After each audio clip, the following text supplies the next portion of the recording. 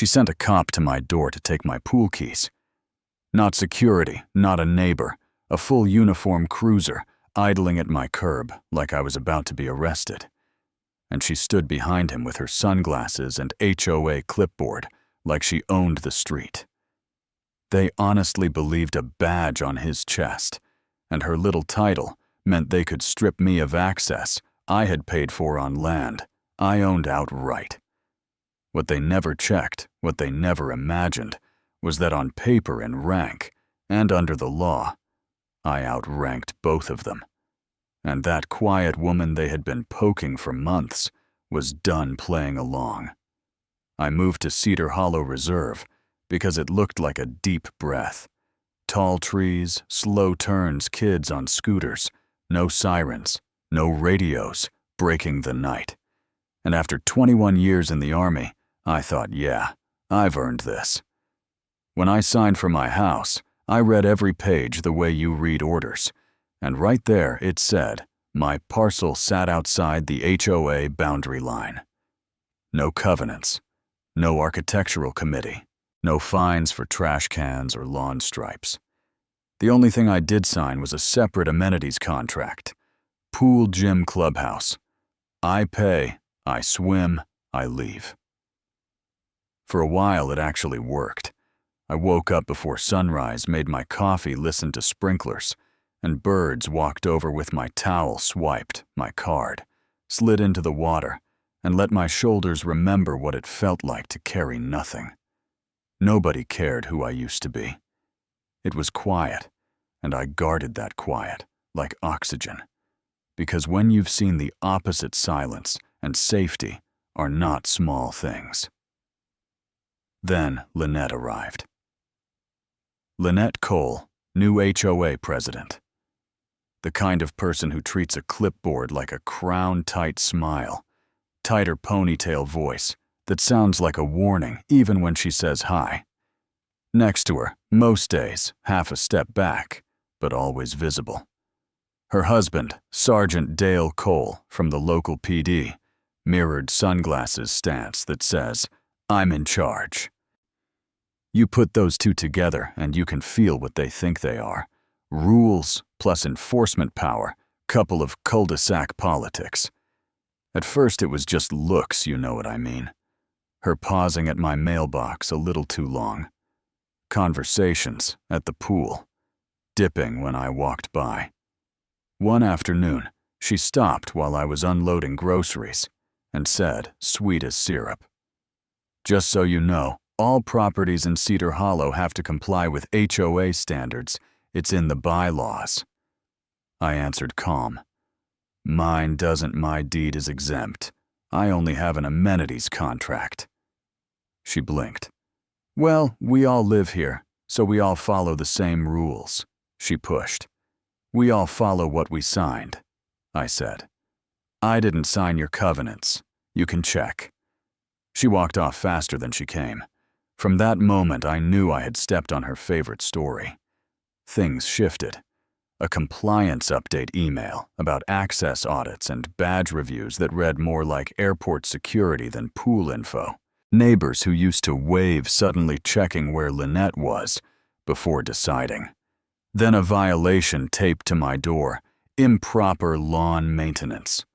I stared at my yard, trimmed edged cleaner than hers, and almost laughed. Next came gate noise complaint. My gate is hydraulic and quiet. It wasn't about grass or noise. It was about obedience, about making sure I understood. She believed I was under her thumb. I didn't storm her office. I took pictures, scanned the notices into a folder, kept receipts. Then it escalated. My mailbox latch turned up bent. One envelope torn like somebody peeked. My camera caught the HOA vice president walking my fence at midnight with a flashlight angling his phone at nothing. A few mornings, Dale's patrol SUV idled at the corner while I got my mail, him pretending to do paperwork, eyes on my house. No call, no report, just a message. At the pool, one guy whispered, Board says you think you're above the rules." I smiled. "No, I told him I'm exactly inside the rules I signed. There's a difference." He looked spooked because bullies count on you not knowing that difference. I went to an HOA meeting, sat in the back, Lynette at the front like CEO of the cul-de-sac. Midway through, she said, "We have a resident refusing to comply with community expectations. Didn't name me, didn't need to." Half the room looked my way. She floated vague claims, waited for me to snap, so she could confirm the story she'd been selling. I raised my hand once and said, "Please include everything you just said in the official minutes." She froze a second. I left. Walking home, I felt that familiar knot, being misjudged by people who never even bothered to ask, and I told myself, stay calm, build the record you know this game. It landed a few days later. I walked to the pool, swiped my card, red light. Tried again. Red. The gate stayed locked. On the other side, Lynette, lounging in a chair. "Oh no," she said loud. "Looks like your access is suspended pending review. You should really check your email."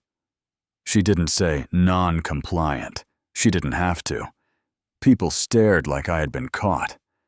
I felt that flush of anger and embarrassment, the old sting of being singled out for something I didn't do, wanted to fight right there. But I turned around and walked home with my dead card. At my table, it all sat heavy. The notes, the stairs, the cop car, the locked gate.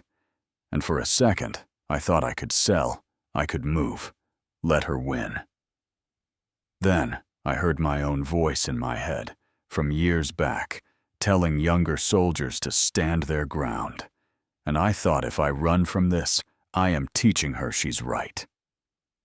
So I drove to the county records office. Under buzzing lights, a clerk pulled my deed, and the subdivision map traced the line, looked up and said, "They have no jurisdiction over your lot. None," which I asked for it. Stamped walked out with a one-page truth that undercut months of her posturing. Back home, I opened my folder and built a timeline. Violations photos, mailbox fence, video blocked access patrol, SUV screenshots of emails, copy of my contract, where it says access can only be revoked for cause and due process. Sent it all to a lawyer. The reply, "You are correct. Don't hand them anything. Keep documenting."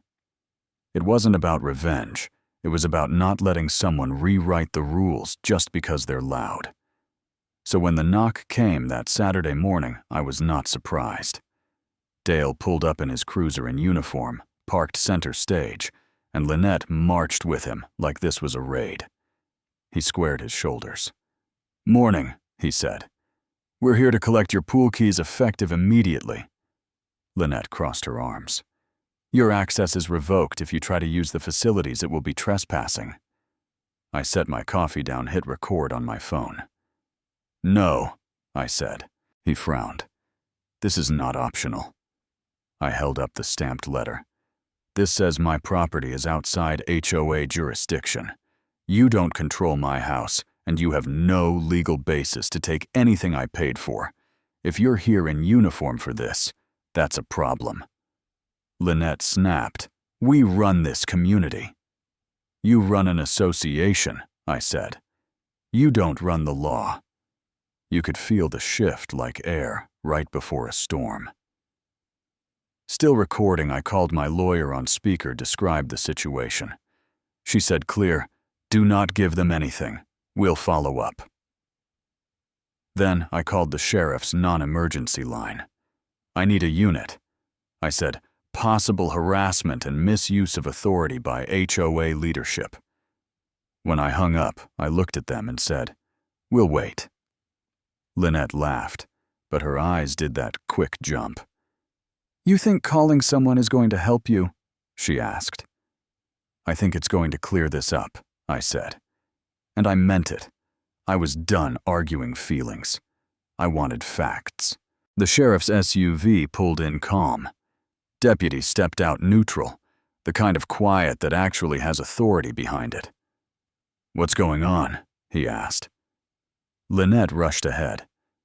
"She's refused to comply. We revoked her access. She's causing issues." He stopped her with a hand turned to me. I handed him the deed copy. Stamped letter. Amenities contract.